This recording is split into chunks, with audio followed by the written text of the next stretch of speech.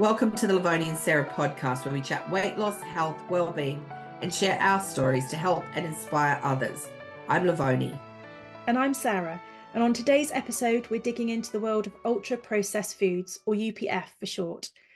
We're shedding light on what UPFs are, how they've joined tobacco as the world's #1 killer, and what you can do to avoid them, as you're probably consuming more than you realise. But before we get started, we're sharing how we did on last week's challenge. Lovoni, you're one down, so go on, kick off. Remind us what the challenge was. I've got how a did point you get this on? week. Have you? You're chalking it up. Yeah. So last week's challenge was to find a few recipes that we could use for like good standbys to add to the good staples to add to our repertoire, because it's good to have a couple of handfuls of solid recipes to fall back on. And so I have a few actually. First one is a good roast chicken. And I'm going to share these recipes on our website, by the way. So there's a lemon herb roast chicken that I do where you cut the backbone out. If people aren't confident doing that, you can, by all means, just keep it whole. And then I stuff like a herb and butter mixture under the skin and throw it in the oven. And I love that because I can do it during the week, and then we've got some leftovers for sandwiches and things. But it's also really good if you're having people over. Okay. So, you just, have it with a salad or with some veggies. So that's one thing. The other one is a good bolognese. I've got like a good bolognese recipe. These are all my recipes. That is really good for not just pasta, but have you ever made cauliflower steaks? I hate that steak. Yes. It's cauliflower. Slices. Sliced up, roasted in the oven. Love them. So this bolognese, sometimes I put it over some cauliflower like that. Ooh, nice. And then put some cheese on top, just hit it under the broiler or the grill. Just until the cheese melts. That's a really good thing to do. So I think that's a really good staple as well. And it's something that you can make and freeze. And then all you have to do is cook pasta. You don't even have to have it with pasta. You can put it in a dish, stick some mashed potato over it or sliced up potato and bake it. There's a multitude of things that you can do with it. And once again, I think that that's good for a weeknight or for having people over. The other one was a meatball recipe. That's chicken meatball recipe with like a creamy lemon sauce that you can have with pasta, with rice, with veggies. And then I also serve that with a salad. What was my other one? I did 4. An overachiever. I was going to say, what are you trying to get a bonus point? I know I am. Bonus points because of last week. I thought I did 4. I thought the other one was but anyway. Oh, I know. It was peppered steak. And because you can switch out the protein, you can make it chicken or pork, or whatever meat, or even tofu if you wanted to. And I just coat the steak in a lot of pepper and either grill it, put it on the barbie, or cast iron, which is great. And then I make a sauce that's green peppercorn. So I've got the black peppercorn, green peppercorn. And that sauce you can use on all sorts of stuff.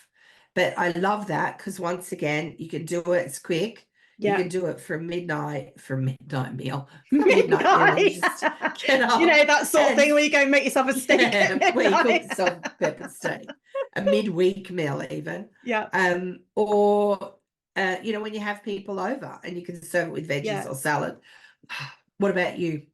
Did you put that, Sarah? I can't. You've won. 1-1. You've already had a massive binder, so did you put yours into your binder, or is it just something you've already know they're going in the binder. They're in the binder. And I've also got rid of some because in the binder were recipes that I hadn't made. Right. And I've been making them and I'm like, no, I wouldn't make that again. Other people's recipes. Yeah. So these ones are in the binder. Yeah. Cool. So you've 100% that's going in the binder. Ticked your challenges. Yes. I dug out a little notebook that I already had. So got that off my shelf. It says shine on. So indeed I am. And I did only do 3, so you've already trumped Well, that me. was all we had to do. Yeah. Yeah, but you know, I should have known. My first one was a courgette and butter bean pasta. That's zucchini for the rest of the Zucchini world. for Eris. Yeah. Yeah. Why are they called different things? It's one of those mysteries, isn't it? I don't know. After living in 3 different countries, it does my head in. So is it courgette anywhere else? No, just the us. UK. Yeah. Okay. Yeah. Well, for fellow Brits, courgette and butter bean pasta. And for the rest of the world, zucchini. That sounds delicious. So I slice the courgettes lengthways and then chop them up nice and chunky in little triangles. You could do it any shape that you fancy, but that's just how I like to do it. Yeah. Then I slice a full bulb of garlic in through its belly, you know, the widthways, and then put it with a little drizzle of olive oil and wrap it in tin foil, and then empty and wash the butter beans just from a can and put those, so it's one big roasting dish, and put it all in with some olive. What are you laughing at me at? Not wash with soap, but just sound like wash. Rinse. Washing. Yeah. Rinse. Sorry. No. Make sure you thoroughly wash your wash them. Put them in a roasting tin with a slug of olive oil and sprinkle of sea salt, and put them on like a medium heat for about 45 minutes. They get soft but not completely mashed, and then whip it out. And and I have learned from experience, wait a little while before trying to squash the garlic bulbs, because they are like molten lava. They're so hot. Oh yeah, right. Oh man. Anyway, when they've so good. Cooled it, then squish out each little pod of garlic, put that through, and 10 minutes before the end of cooking, I just boil myself some pasta, cook whatever pasta of choice, and stir through the garlic, put that on top of my pasta, and a drizzle of, I'm into avocado oil at the moment. I picked some up from the shops, little drizzle of avocado oil on top with a whole fresh lemon juiced, and then stir that through the courgette and butter bean too. Oh, it is so delicious. The whole thing takes 45 minutes, start to finish. Right. And you're not, you've got most of it in the oven. I mean, it took you 5 minutes to actually prepare it, and the rest of it is just doing its own thing. I'd dump a whole lot of parmesan over the top of that. I know that your partner can't have dairy, but I mean, I did do a little grating of parmesan over the top when I did it, but yeah, so that was delicious. That's one of my staples. My second one was a one pan sort of tortilla. So boil some little baby potatoes and slice them in half through the belly, and then shallow sort of fry some onions, put the potatoes then the cut side down on top of the pan. Does that make sense? Put in that whilst I put in, then so it's in a heavy pan, the onions, potatoes, then some cooked meats if you want to, or some prawns or something kind of scattered around it, and then I beat 6 eggs with some smoked paprika in it, and then I add all of that into the pan, leave it in until you can see the sides starting to cook, and then I stick it under a grill. So make sure you've chosen a pan that's suitable to go into the grill, so it really fluffs up and cooks the top. And if you choose to, you could put some hard cheese on the top just to sort of bubble up at the end, and that would serve sort of 4 to 6 depending how big you want your slice, with a nice big salad garnish on the side. And it's a real staple that you can go to for a meal, staple, and it takes again no time at all, so that's good. So I think here we'd probably call that, in the States we'd probably call that like a frittata. Yeah. In fact, I've taught my son how to do that for when he goes to uni, because it's so easy, and yet it's a really wholesome meal that he can cook for himself. So and leftovers are good. Yeah, anything. You could chick anything in it, couldn't you? And then the other one I have written down is my tagine style vegetables. So I chop an aubergine, which is an eggplant for you guys. Yeah. For the rest of the world. A butternut squash. What do you call that? In the US, it's a butternut squash. In Australia, it's a pumpkin. Okay, whatever you choose to call it. And a cauliflower, break it down into its really small little florets. Again, put it in a dish, but a heavy lidded casserole dish with it's like a cast iron one. Olive oil, pop it all into the oven, and then I stir through harissa, tinned tomatoes, salt, sultanas, and chickpeas. That sounds good. Pop it back in for 10 minutes, and then I just serve it with some couscous and some fresh coriander on the top. Sounds delicious. There you go. There's my 3. I've written them in my book like I was instructed for my challenge. Tick. We both get a nice tick. We do get a nice tick. Yeah.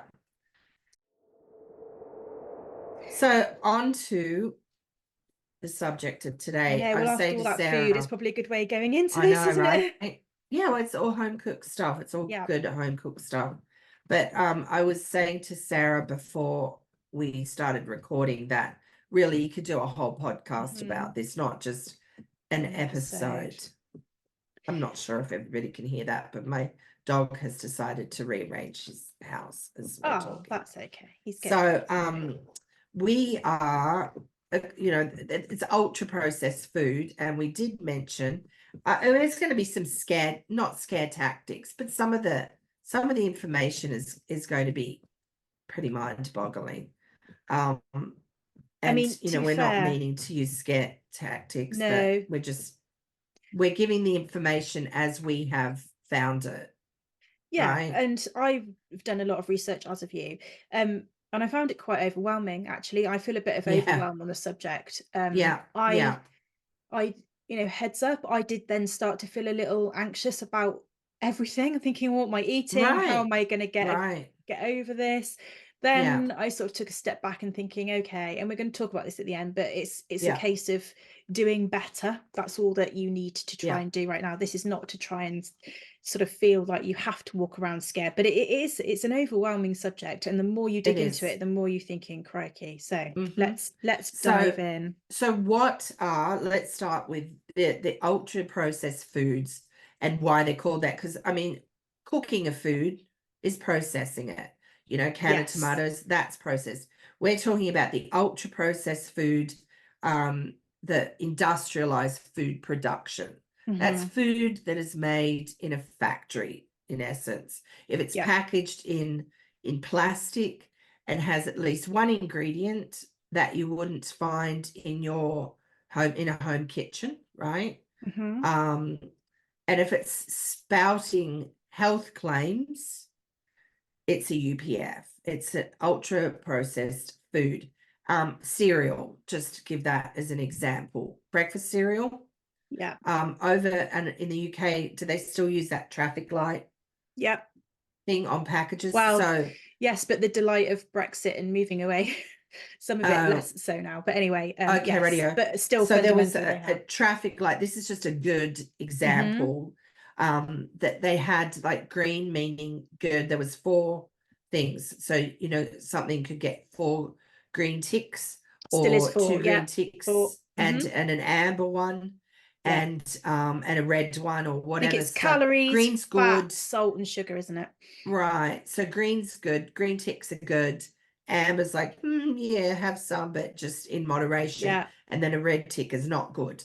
Well, on a box of Cocoa Pops, for example, it has 2 green ticks, so an amber and a red one. You think, oh yeah, that's not too bad, but it's 30 grams. So this is a thing, that it's 30 grams, which is hardly anything. It's just the tiniest amount. No one a child would grams. Eat 6 times that. Nobody eats 30 grams. So that's something to look out for. But it's basically processed food that has had things taken out of it, like fat, and then things added back into it to compensate for the stuff that's been taken out of it. So when I was doing the research, I think it's probably worth mentioning, it's food processing itself isn't the issue. It's how it's been changed. Things have been added. The grading of that isn't itself. So that's to kind of set the scene for people. It's not to, as you said, every food is processed generally now in one way or another. Unless you've just gone and plucked it out of the garden. But then if you cook it, that's a form of processing. Exactly. So and we're not talking about that. No. Are we? No, we're not. So because what you're gonna I was going to say the term ultra processed food is usually based on a food classification method called NOVA. And NOVA, and then I looked and said, what is NOVA? So NOVA is just a classification that they named it that way because it was a new process. So that's why it was called that. So, and that has been produced by the Food and Agriculture Organization of the United Nations. So that's quite useful when you want to actually get down into the nitty gritty of what's classed as an ultra processed food or not. As we go through this, it's very obvious what is and what isn't. But if people wanted to be really clear about what is a ultra processed foods, it goes through the 4 grading classification through the NOVA system. So we can dive into that. And ultra processed foods now make up the majority of food that's consumed in the UK and the US. The calories that people are consuming are greatly coming from processed foods. They're things like modified starches, invert sugars, hydrolyzed protein isolates, words that I'm not even going to go into and explain to you, seed oils that have been deodorized, refined, bleached, hydrogenized, and then shelf life. It comes down to the longer a product has on a shelf, the cheaper it is, and that's essentially what's happening. It comes down to greed and money. They're wanting to create these foods that have a long shelf life and that are cheap to make. So the things that are put in them are cheap. And then you have to, like I said, when you take something out, you have to add things back in. You take fat out of something, you need to put something in so it has like a good mouth feel. You take sugar out, you have to put things back in so it tastes good. So all these things, that a lot of it comes down to convenience. It does. And the brands that Sarah and I never go to get sponsorship from any of these. We're done for after this episode. Brands. Not that I'd want to. Integrity, right? But it's a lot of it is like I said, convenience, but they have a lot of money too. I mean, a farmer doesn't have the money to go and advertise apples for during the Super Bowl, but Pizza Hut does, and Kellogg's does, and like the little boxes of like Lunchable type things. All these things, one, they're convenient. Two, they're full of they're ultra processed foods, so they've all the things that we were just talking about, the chemicals and the added sugars and salt's a big one, right? Are in them. So it's nutrient poor food, saturated fat, sodium, sugar, and people are eating a lot of them. They are. Sadly. They are.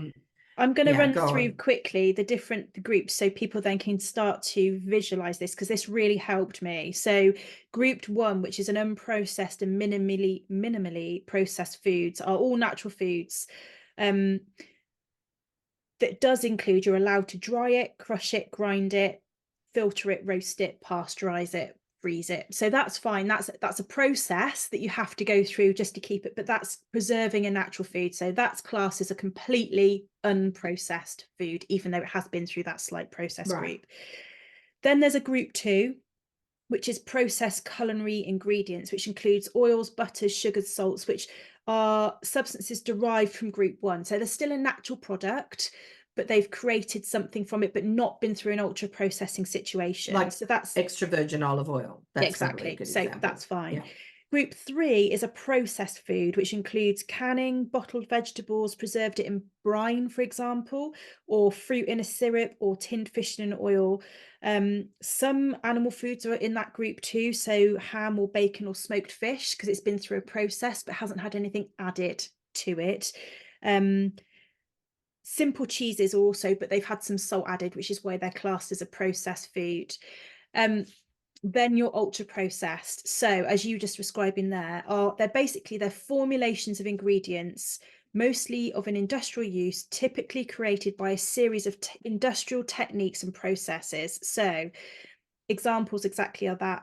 They carbonated soft drinks, sweet, fatty, salty snacks, candy or sweets as we call them here in the UK, mass-produced breads, buns, cookies, pastries, margarines and spreads, sweetened breakfast cereal, as you just described, Lovoni, fruit yogurt, energy drinks, all the ones that are sort of out there as a health product, prepared meat, cheese, pasta, pizza, fish or chicken nuggets, sausages, burgers, soups and noodles. That's another thing to think about. People think they have those convenient noodle packs, desserts, So what they do is they start with the whole food and they fraction them out. They break up all of the whole foods and then basically completely make them into something unrecognizable. And then they then add in all the fast growing yield. So from things like corn, wheat, soya, beets, all that sort of cheap product, they can then fill it and reconstruct it into something. But then, as And you're change the right, molecular they've completely structure. changed the substance Can of I it. add a couple of things to that? Yeah, of Like course you ice can. cream? Yes. Unless it's like a good ice cream that, and this is why I say to people, like know where your food comes from, read labels. Ice cream, you said yogurt, which is how much money is spent on yogurt and deeming it a health food. Yeah. Oh, it has probiotics in it. Oh, it must be good to eat. Oh, good grief. Tortilla wraps, so they're the you know, that they are almost embalmed. You put a packet of those on the counter, they will last for forever. You touched on bread, pies, so frozen pies. And then I think you said chicken, you know, that's breaded nuggets, and you get it already done. Pancake mix, gravy mix, bottled salad dressings, margarine, vitamin supplements. Vitamin supplements, yes. Traditional ingredients are replaced with cheap and often synthetic alternatives. Well, they also add colours and flavours and emulsifiers then, because they then need to make it look attractive to then actually make it resemble food to where they started from. The molecules, I read that in my research, that the molecules used in ultra-processed food can be refined and modified so they can be used to make practically anything. And that's pretty staggering. Manufacturers do not have to state on their food labels the process that they've used in their products. So as much as they have to include the nutritional value, if we dare call it a nutritional value, then, but you don't have to, they don't have to declare what process they've been through. So even though they could be claiming health benefits because they've added some vitamins back into it, for example, the actual process that food has been through, who knows, because no one has to declare that. And just because it has a tick from like the Heart Association here, it's called, doesn't necessarily mean that it's going to be good for you, because those the big companies like that often give money to places like the Heart Association, which, you know, they want the money, so they get the tick. So just be really careful. Well, that's the thing. It's sales are growing of all these foods because they're highly profitable, they're cheap, they're quick. I think that's one of the big things. We're all about quick.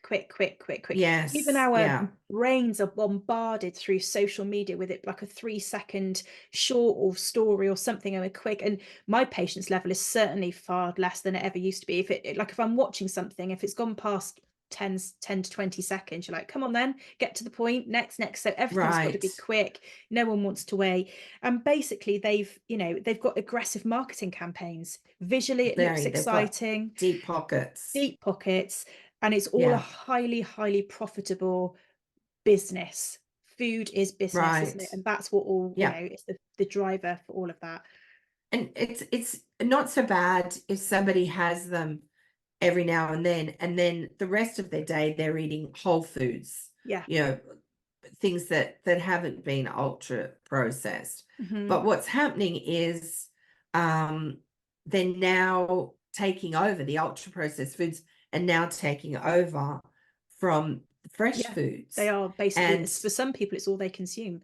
And so this nutrient poor food that's high in saturated fat, sodium, sugar, or chemicals is now overtaking the fresh food. And so that's troubling. People that eat a considerable amount of this UPF tend to eat less unprocessed food. I also want to state something that wasn't on our list. There's a lot of vegan food that is ultra high processed. Generally all is, isn't it? Because it has to be to make it you know, protein. to make wheat gluten seem like it's a steak or, you know, chicken or whatever. There's also growing evidence to suggest that this ultra processed food is causing weight gain, is causing obesity. It really started to come in like in the 1970s, and that's about the time too that people's weight started to go up. So it's certainly one of, if not the leading cause of obesity. And it's not just in the UK and the US. No, it's everywhere. Like it's a global worldwide. It's like a global pandemic. It really is. Well, the other it is worrying, and I to reiterate, we don't want to be scared about this, but it has worried me. It has made me think. But the report from the process that they put out, so I want to get the word on this. So they've said that the UPF, so the ultra processed foods, contributes to communicable diseases. So they are diet related, basically, diseases.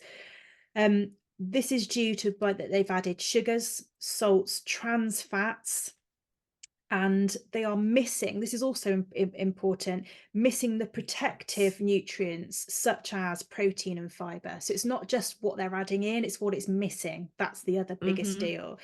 They even, oh, sorry, go on. No, Karen. No, I was going to say they even then, because they take so much out, then they have to add things like riboflavin, thiamine, like things that are stripped out, like your vitamin B's, the fiber. Then they have to add that back in. So it's added back in its synthetic form. Sorry, go on. I was just going to say and the other issue is that they are so high energy dense. So because of the calories that are in them, a lot of the time, because of the sugar and all the rest of it. So that's what's leading then to the obesity. But some of the non-communicable diseases that they are then listing are obesity and related factors such as cholesterol, cardiovascular health, cancer, depression, asthma, gastrointestinal disorders, all of which are fundamentally going to lead to premature mortality, if we're being really honest, because they're all adding to a lack of health and damaging your health. There was also a lot of other factors that can cause these things. So we're not just saying by eating a chicken nugget, this is what's going to happen. It's not a scare factor like that, but it's true. It's if you really look at what you're actually eating and what it's doing to your body, you have to get real and get honest about it, don't you, rather than just blindly carrying on.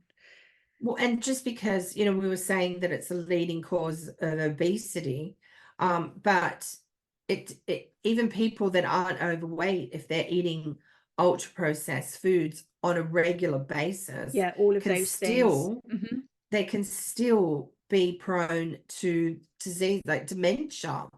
Is one thing. They can still have cardiovascular disease. They can still get cancer. So it is really troubling that so much of this food is happening. And plus, it's not only what it's doing to us, but it's also what it's doing to the environment, because it's packaged. There's a lot of packaging, and then using all these, you know, I don't know, chemicals, for want of a better word. They have to go somewhere. So where do they go? Probably out into the environment. So, you know, and plastic, all that plastic, if you buy something that is processed, you look at all the packaging that it comes with, from cardboard to plastic, it's all there. And your food's been sitting in that too.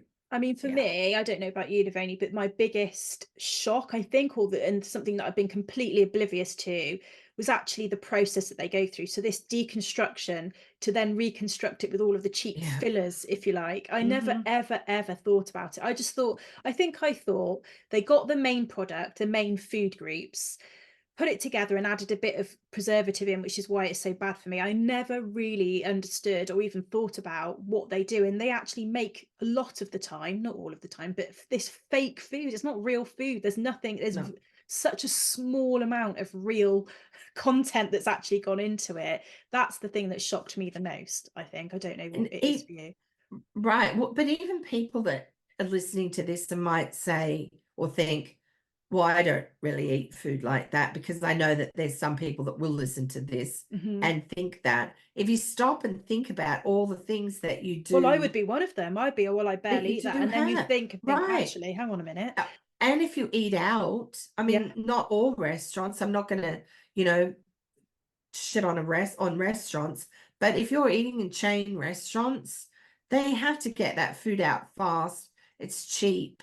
And it's a lot of the stuff they use is processed. They're using ready-made sauces and, you know, cheese sauces and things that are already made. Plus, you know, if you're putting mayonnaise on a sandwich, that's an ultra processed food, unless you're making it yourself, which, by the way, is quite easy to do. I know that a lot of people don't want to have to make food themselves, and we're not telling people what to do. We're just letting people know. Talking about what we have found. Yeah. Talking about what we've found. Now, so, you know, we've talked about what they are. What about ways to avoid them? So the biggest one is making food at home from scratch. Yeah. That's really the biggest one, to avoid boxed and packaged foods that but that in itself could feel overwhelming to people. And I think, you know, there's some realism involved, isn't there? But I think for me, there's the resolution to say, okay, maybe just try even more, then try to make more of it myself, and then and reduce the amount of the other processed foods. And if it then becomes a really small percentage that I'm using other things, well, then I'm going to feel a bit more comfortable, because I think it's unrealistic in the way that we live now to say that we're never going to eat it, is it? I mean, do you think you could ever commit to say you're never going to have any of that? No, I couldn't do that. But no, but I think if people, you know, I mean, things like, you know, I use soy sauce in cooking. You know, I cook a lot of Asian food, so I've got fish sauce, soy sauce, you know, chili sauce. So, you know, those type of things, it's just a matter of reading the labels. So Sarah and I just had to have a quick break in between the podcasts, if this doesn't seem to be flowing on, because I had a delivery. So sorry about that. It was right in the middle of a very, very right in the middle. And the delivery guide said to me, shout out to the delivery guys. So did you get his name? No, I didn't. Oh, I should have. It's probably on the form. It's just delivery guy. Delivery guy. Yeah. From Home Depot. Yeah. Anyway. But I had a thought while I was waiting for them, that Sarah and I have omitted a lot of the boring scientific information. Oh gosh, we're just sort of skimming the surface. Summarizing. Yeah. We're just skimming the surface of this alarming subject, because it is alarming. And we're pretty overwhelmed by it all. But we wanted to share some information for anyone trying to lose weight, get healthy, or, you know, both. And people that are wanting to feel their best, more vibrant, you know, more vitality, because avoiding ultra processed foods is a wise direction. We're not telling you what to do, but it's certainly a wise direction to take. We're simply putting the information out there. Do with it what you may. I also want to say, just because something is low fat, no fat, salt reduced, no sugar, doesn't mean it's all right, that it's going to be okay for you. So yeah, just wanted to put that out there, because we sort of lost the flow a bit, and it was just my thoughts. So we are not sharing a lot of information, because honestly, it just bore the absolute friggin' pants off you. But I am going to put a link into the show notes about a really good book. I think it's called Processed People, and it talks about the world of this industrialized food industry that we are now living in. Yeah. And it is a very good read. Some of it is like you've got to reread things a couple of times. Yeah, I found that when I was doing the research, I was thinking, what? And I go back over that again. Yeah. But there's also a doctor, and he is a scientist and a doctor and many things, but I'll also put his link in because he's got some really good things on Instagram. Okay.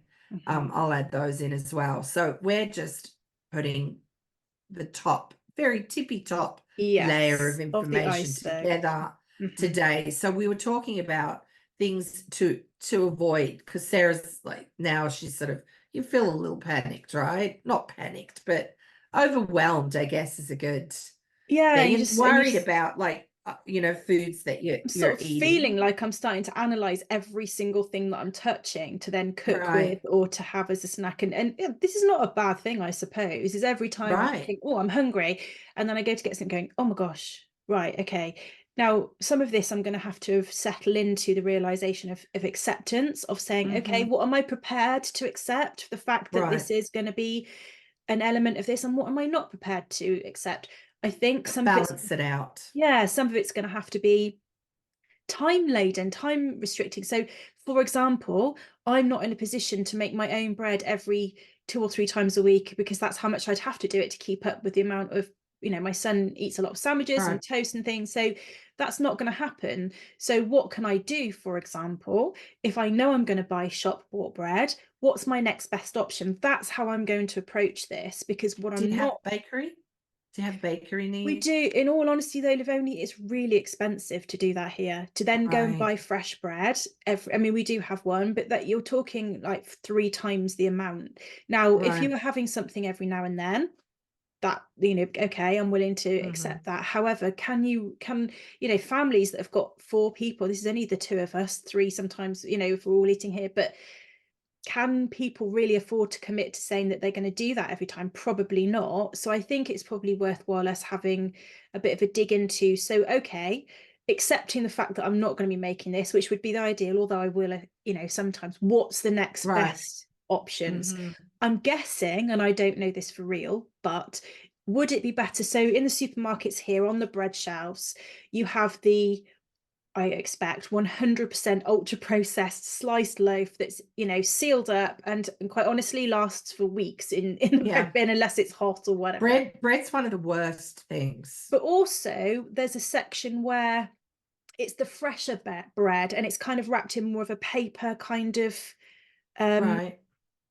packaging, and it doesn't last as long. And I think what happens is they make those a bit more in the shop, or it's brought in a bit more freshly, you know, a bit more often, I suppose. And I need to perhaps find out a bit more about this myself, about how it's made, but that maybe was the better option rather than the mega processed sliced stuff, because it's often not sliced, or if it is, it's really thickly sliced. Do you know the sort of ones I'm meaning? So is sourdough better than, you know, true sourdough, buying a loaf of that, which is a bit more expensive, but is that better than buying, you know, I mean, I never, much to my son's disgruntlement, ever buy white sliced, you know, standard square bread. I just never do. It's either wholemeal, or it is sourdough, or it is the fresher stuff. So I guess I'm already on a scale of a little bit better, but that's just one real life example that suddenly gets you thinking, how can I make the better choice, even though I know it's not the perfect choice? White bread at home is better than whole grain stuff that will sit on the counter. Well, it is, but I've still got to make it, and that's not going to happen. Don't you have a bread maker? Yeah. Okay. Yeah, I could do, but it's still, truthfully, I'm still not going to do that 2 or 3 times a week. You run a company. I get that. It's just not going to happen. You know, there's people that are running off to work. Both parents are running off to work. It's just not going to happen. No. You know, bread is one of the big ones. Bread. I don't think we mentioned anything with breading on it, unless you've made it at home, like with a, you know, breadcrumb coating. So, you know, chicken that you buy in a pack that has the coating on it. Things like that. Fish, shrimp, prawns, you know, calamari, they're all bad too. Sorry, folks. But really, it does come down to what can be made at home and what people have time to do. And do people want to invest that time in their health? I guess I'm not trying to shame anybody here or make them feel guilty, but as someone that never seems to have enough time, I know what it's like. If you're somebody, say, that makes a lot of soup and uses a lot of stock, then it's a good thing to try and make your own. It's not hard. It can sit You see, that's the thing. Even when I make my own soup, cook. I stick one of the little stock cubes in. So then we're already in that world, aren't we? That it's probably, right. a process. Don't put it's that good in. to make your own. Yeah. Your own. I mean, I keep any, chicken that we have with bones in it. So whether it be a whole chicken or drumsticks, Yeah. legs that have the bone in it, I keep them all and stick them in the freezer. And then if you don't have space in the freezer for that, drumsticks make the leg makes a really good stock. And you can even do it in the slow cooker if you want. That's, you do it there. Throw those in, some carrots, onions, celery, couple of bay leaves, pepper, some salt. Just let it cook merrily for 8 hours on the counter. If you do it in a slow cooker, or if you do it in a big pot on the stove, 2 to 3 hours, and then you let it sit, strain it. I always put it into the fridge. I just have to clear space. Yeah. And let the fat come to the surface. And in all honesty, sometimes I just don't have space, not even in the garage fridge. Depends what I'm working on. So I put it in containers and bung it in the freezer when it's cooled down. I'm lucky that I have an extra freezer that I can do that. I bought that specifically for things like that because I do like to make, food ahead of time. And sometimes buy meat in bulk as well. But and if it's somebody that's eating a lot of bread, try your hand at making bread. Just look at what you eat a lot of. If you're somebody that loves, like I absolutely loved anything crumbed, and then either cooked in the air fryer, roasted in the oven, or just cooked in a little bit of avocado oil, olive oil. Oh, I love it. So, I try and make my own. And sometimes I'll do a whole lot of chicken breasts. I slice them through thinly, bread them, put some paper in between, and I'll freeze those. So I can just whip out a couple, thaw them, and cook them like that. So, yeah, I mean, if people want to do this, they're going to have to put maybe a bit more time into it. I think another tip choices with that time is also, particularly over here, it tends to be that people do one big shop a week, for example. Right. And so what you're buying, you then expect it to last you that week. So part of that issue is then, people are making choices without the information as well, but based on that. Another way potentially for people to think about this is to accept that maybe you go shopping a bit more often.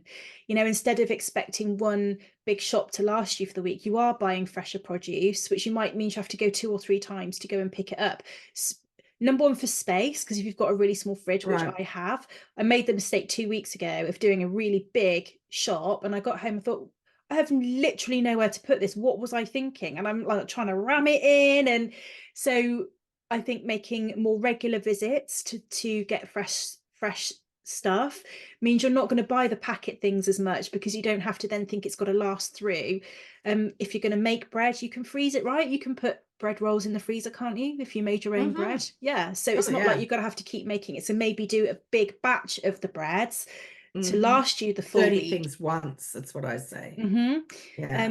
So again, I know we've talked about batch cooking many times, but I think that's another way to help remove the thinking of of the fact that you're going to have to keep visiting. And also helping remove the fact I'm going to have to buy something that's going to last me ages. Well, it doesn't have to, because you've already got it prepped. Because that's the thing. I think people coming home from a busy day at work, picking kids up from school, then starting all of that routine, if they're in that world, the likelihood of them thinking, right, now I'm going to make a loaf of bread, it's just not going to happen. Right. Find some dedicated time, make a whole load of it, put it in your freezer.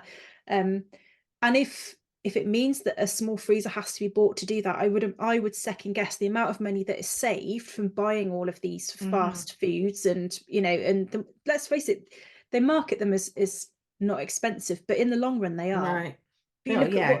If you look at box, oh yeah, exactly, forget about anything else, look at your health. You'd invest in that every day of the week, wouldn't you? Right. So yeah, I think it's a complete mindset shift, isn't it, on how you shop, how you cook, and how you eat. And also, like you were saying about the meal prep, but yesterday I made flatbread, and I mean, you can make like flatbread with just a couple of ingredients, 3 ingredients: flour, yogurt, and salt. Plain yogurt that's had, no doctoring done to it. And you can make flatbreads. Okay, so this is the thing. So yogurt then, if it's plain, are we then assuming that it's had very Plain light process? and full fat. Yes, because I don't like fat-free anyway. Yeah. So are we that's going to be assuming the best choice. that's had a limited amount of processing? Yes. Yeah. Okay. And then, then you can also make yogurt yourself. I have tried that before and failed miserably, but I'd like to have another go at it, because once you make it yourself, then you keep some and you put it into the next lot and make it. And then it also means that if you want to buy like local milk or organic milk or whatever, if you can't find organic yogurt, you can do that. And mayonnaise. So a lot of people are like, oh, I wouldn't want to make mayonnaise. But if they've got a stick blender, I know a lot of homes now have them. You can, once upon a time it was like, pour the oil slowly in to make it. You can stick everything in the container of the stick blender. You put it in there, you whiz it up. You don't move it. You just leave it there. It will give you mayonnaise. It's like magic. Wow. So avocado oil, eggs or egg yolks, and some vinegar, bit of salt. That's mayonnaise done. So let's talk about oils then, because I know I sent you a message and freaked out the other week going, is rapeseed oil okay? I'm really freaked out about this, because I was just like, is it a trans fat? Is it this? Is it that? Again, it's around education, because I just don't have the knowledge around it. Right. And it changes too. It changes. And I feel like the names confuse me and the names change. Right. Like, oh. But of the oils, are we now saying that all oils are okay? Or no, we're not saying that. Right. And I'm going from one, what I've learned, and two, what I've learned, I guess, is what is in the news. It's what we're being told. Yeah. This is all things that we're being told. Yeah. We don't have a laboratory. We're not scientists. We're not scientists that we're, dissecting all of this and doing all sorts of molecular, conjuring. But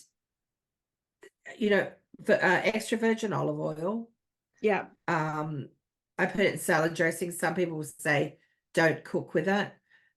I mean, you're not going to fry. It doesn't have a particularly high smoke point, so you want to, some people tell you to avoid it for cooking. I use it for everything. Yeah, I do. Avocado oil is the oil at the moment.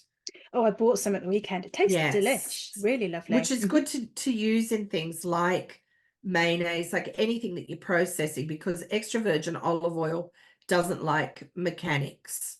So it can make it bitter, because you're essentially damaging, breaking it up. Yeah. So, which is why you see pesto often being made in a mortar and pestle, because of that. So, plus it's got a very strong taste, and I don't think it's great for mayonnaise, but avocado is a very neutral flavor, and it's good for mayonnaise. So in my house, I have coconut oil, I have avocado oil, and I have olive oil, but I also keep sesame seed, toasted sesame seed oil in the fridge for my Asian food. Now that's a seed oil, and we're being told that seed oil is not good for you. But I think, I don't have it very often. When I do, it's so strong, the flavor, that it's usually a teaspoon or two in whatever it is that I'm making. So it's all about that balance, really. But they're usually the good oils. Canola oil, which is, the rapeseed oil. Yeah, is if you can get like the extra virgin, so it's the first press of the rapeseed oil, the rapeseed canola. I think rapeseed is how it starts, and then canola is how it finishes. Right. It used to be called, it grows everywhere in Alberta, in Canada, where I used to live. So pretty, all these yellow flowers for as far as the eye could see. They Smells changed weird, the name of it but anyway. there because it smells weird. Yeah, You're it does right. smell weird. Because it's rape seed. Canada changed the name of it and then calls it canola. Yeah. So some people will say canola is bad, but if you can get the extra virgin canola, which is hard to find, then, you know, I think that the reason I then worse things you could have. Went down that route was when I was looking at the dairy alternatives to milk. Right. And there was oat milk. So, and I was giving that a try and going, okay. And then I looked in it and it was oat milk, but then they add rapeseed oil to it. Right. Because I guess that's what thickens it. I'm guessing. Gives it that like a pouring sort of consistency rather than it being just very watery. And then I freaked out going, well, that just feels as processed as having milk. And this is where I then, you know, ping pong backwards and forwards for going, well, but I have the dairy, because then the dairy that the cows have then got all these hormones injected into them, and then that's going to be getting done to me. They don't do that in the UK. In like UK, they shouldn't be doing that. They don't think they've done it for a long time, or in parts of Europe. I thought that was banned. Don't know 100%. Okay. I know it's banned in Europe. Okay. So I figured the UK was lumped into that. Should be. I think the answer should be yes. But it's just, I don't know. And that's when I then start to get into this little whirlwind of thinking, I don't know what to eat anymore. It's just, it's really tricky. And so then I think milks are, that's a good thing, bringing that up, because if you know, for people, like I know your partner, he can't have dairy. No, see, he doesn't have a choice. So he doesn't have a choice. So I think for people that don't, they have to have those things, right? Yeah. And I have a friend who, Charlene, she's been on our podcast before. She makes her own almond milk, which I think is hilarious for someone that doesn't like cooking. She makes her own almond milk, but that can be expensive and time consuming for people. But the thing is to read the labels. And, you know, often refrigerated is better than shelf. Yes. When it comes to those life stuff. Milks. Yeah. I like coconut milk, even though it's in a can. Having said what I just said, if you buy the coconut milk in the fridge, there's shit in it. There's things added to it. You buy the coconut milk in the can, it's water and coconut. That's it. And then there can be the whole thing about cans, using having cans, but whatever, you know. I think you have to find yourself settled somewhere with what you are happy for yourself. Right. Now, if someone just says, you know what, I accept all of the information, for example, that we've just talked about, and I'm going to do it anyway, that's absolutely fine. You know, I'm not saying don't do it, but there's also people that go very explicitly. It's about balance, isn't it? And I think just settle to somewhere that you're comfortable with. I am now certainly far more aware, and I will start to look at labels, and I will start to question more about what I'm eating. There are going to have to be some decisions that I'm going to have to do to make it realistic to my life, where I'll make a strong effort to do more of making those things for myself.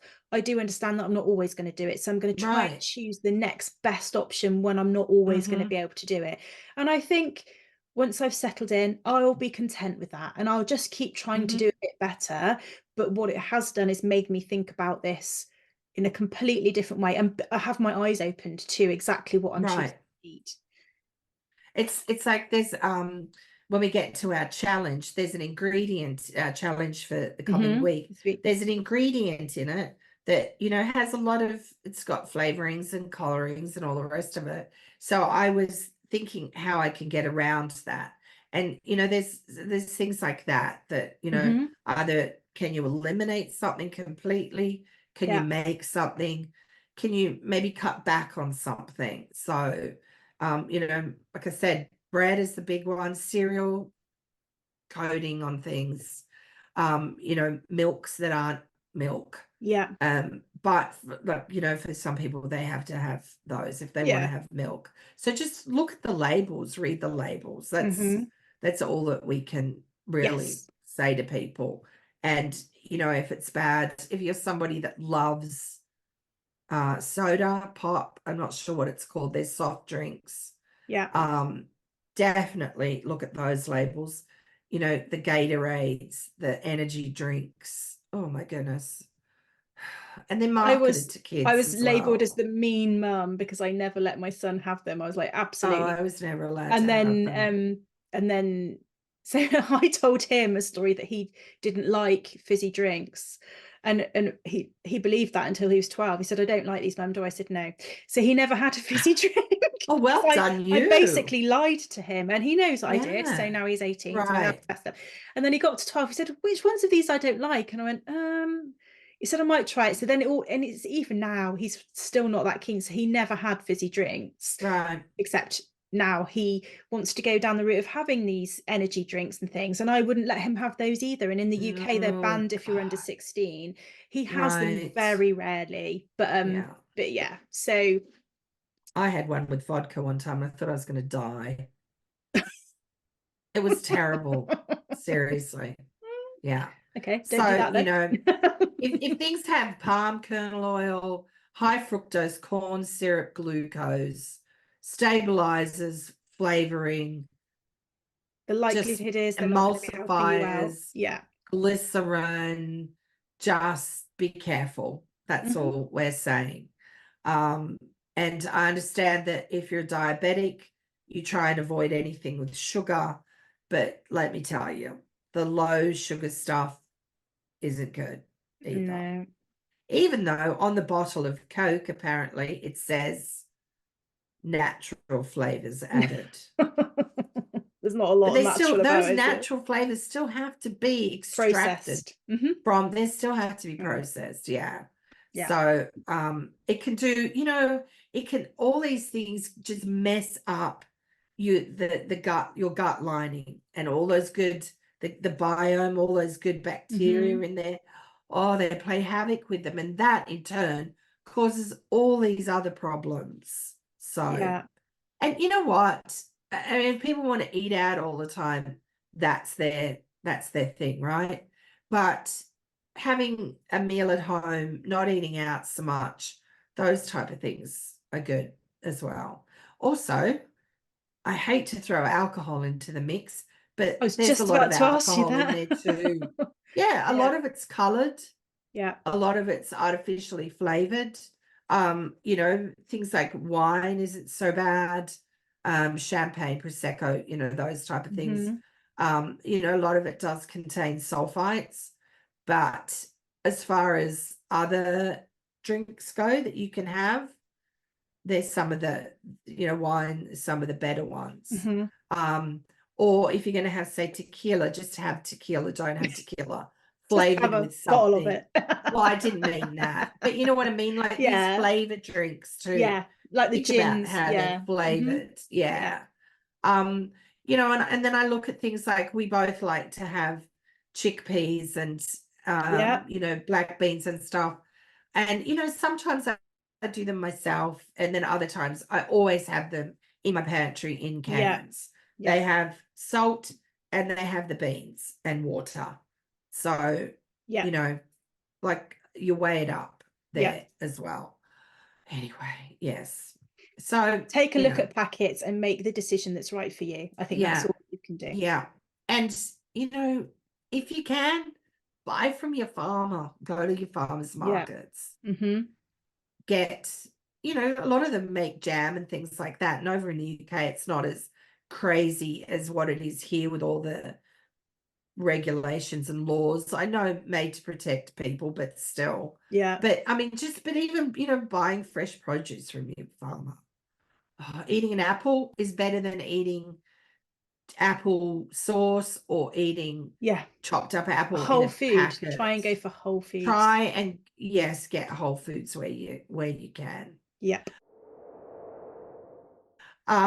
On to this week's challenge. After all of that, Sarah and I have set a challenge for this week, which is probably not what you'd expect, which is to avoid or ultra processed foods. But we chose a recipe that we love, that we're going to make her healthier. Or you talk about the challenge, Sarah. Sorry. Okay, I'll do that then. So it's to create a healthier version of one of your favorite recipes without using any ultra processed foods. So choose a recipe or choose something that you have to eat regularly, whether it's from a takeaway or that you buy in, and get cooking. So go on then. What are you going to do? There's something called bang bang shrimp. I don't know if you have it over there. Or Yeah, I've heard of it. So the recipe is Asian-ish. There's various stories of where it came from. For me, I think it was made famous by a restaurant chain who used to be one of my clients when I lived in Florida. And it's shrimp that's fried and then tossed in sweet chili sauce and mayonnaise, which sounds nasty. I'm not a huge mayonnaise fan, but it's actually really good. Much better than it sounds. And I love it because it's got the heat. The prawns have been fried, so they've got like a little crispiness to them. Just, I don't know, there's something about it I like. The mayonnaise gives it that good mouth feel. So I'm going to take that and try and make a healthier version of it because, yeah, I do like it. What about you?